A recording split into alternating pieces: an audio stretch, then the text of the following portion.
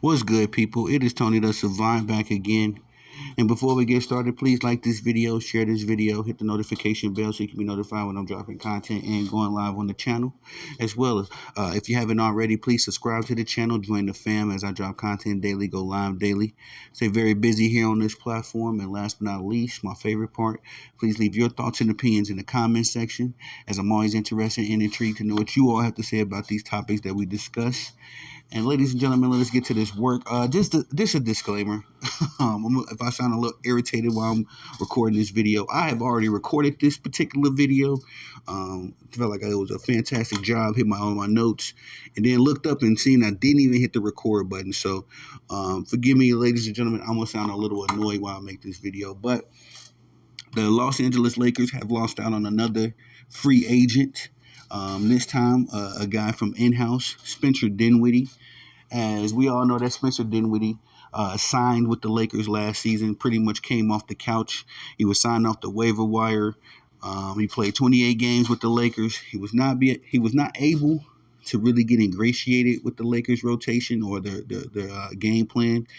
As the only thing that was worse than Spencer Dinwiddie in the Lakers uniform in the regular season was the Spencer Dinwiddie in the Lakers uniform in the postseason, as he put up even worse numbers against the Denver Nuggets. That debacle that the Lakers had against them, losing that series 4-1. But Spencer Dinwiddie will be departing from the Lakers and rejoining the Dallas Mavericks, a former team of his, a team that I felt like he fit into that role, that system a lot better than he did even in Brooklyn, and most certainly in Toronto and the Lakers. A lot of people even forget that he played with the Toronto Raptors for a little while. But he's rejoining the Dallas Mavericks over there with Luka, Kyrie, Klay Thompson, and crew. And I love this for him. He'll be signing a one-year deal.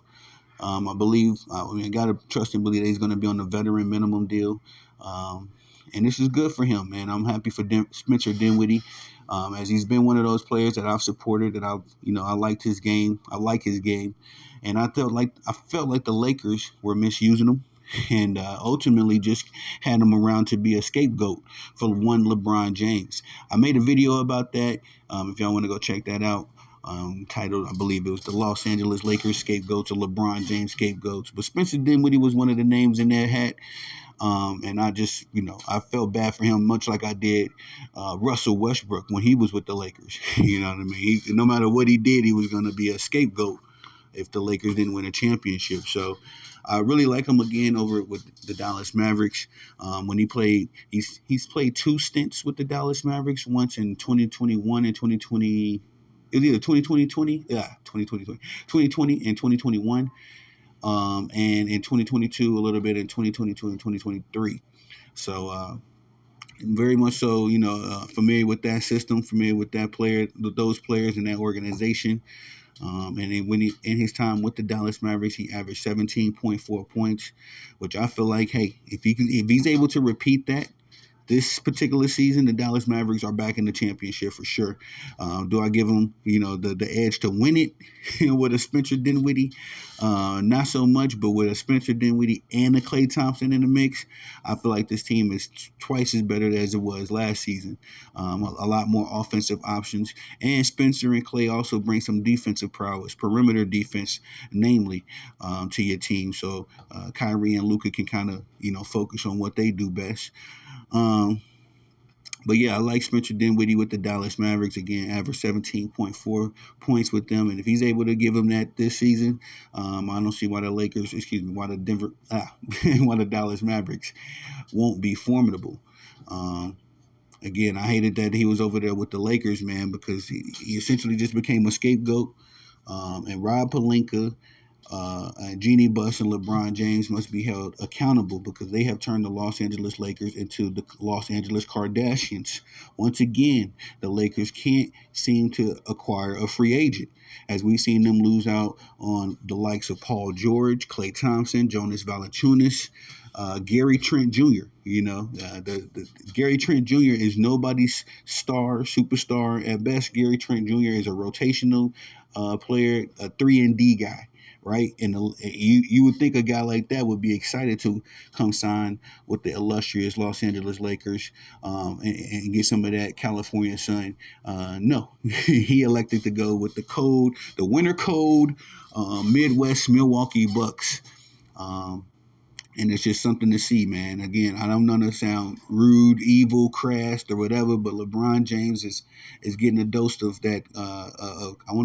You want to call it karma, but I want to say it's more so what goes around come around, because LeBron for 2 decades ran around the NBA, acquiring all of the best talent, all of the best role players, essentially stacking the deck so that he could win a championship. Because let's call it what it is, LeBron James has never won a championship without another franchise player. And in the Miami Heat instance, he needed two franchise players to get over the hump. Kyrie Irving was drafted to change the Cleveland Cavaliers. Anthony Davis was drafted to change the New Orleans Pelicans. All right, so let's not get this twisted.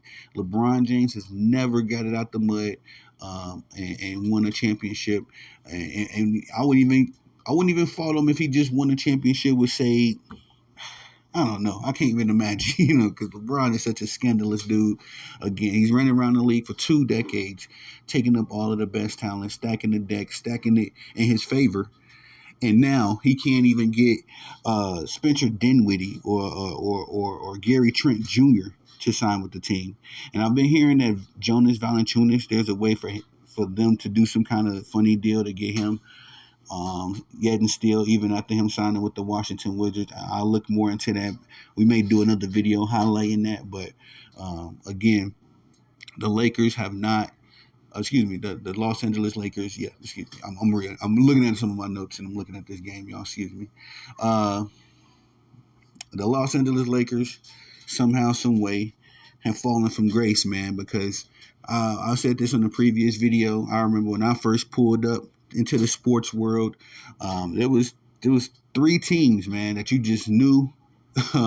You knew off the sheer mystique and the culture of winning, if you will. And that was the Los Angeles Lakers, the New York Yankees, and the Dallas Cowboys. When I first came around, I'm a 90s baby. When I first came onto this earth, those were 3 teams that, if you wasn't familiar with football, you knew about the Dallas Cowboys. If you weren't familiar with basketball, you knew about the Los Angeles Lakers, and same for the New York Yankees.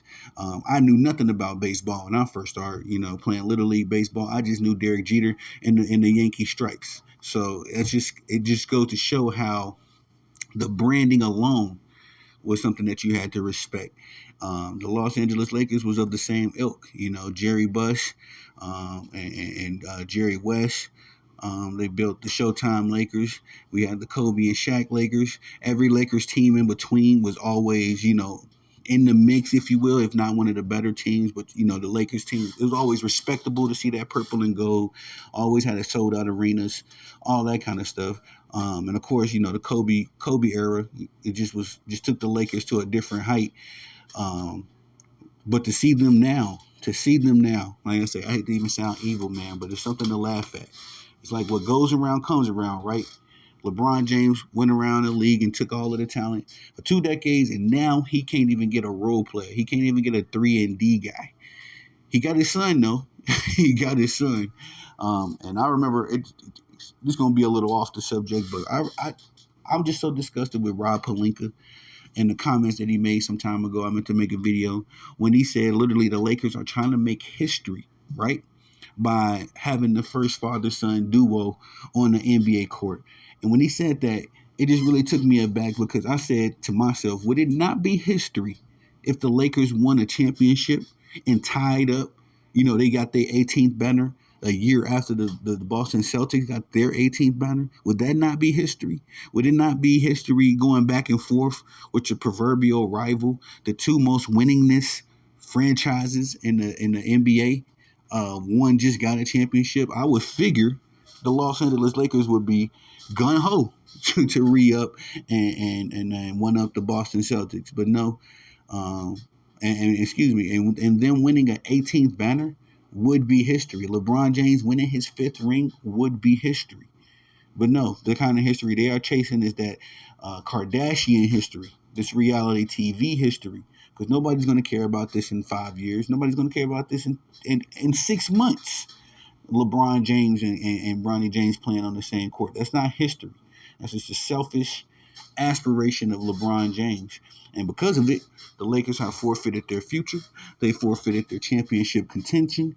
And now, they forfeited just the simple ability to sign a basketball player.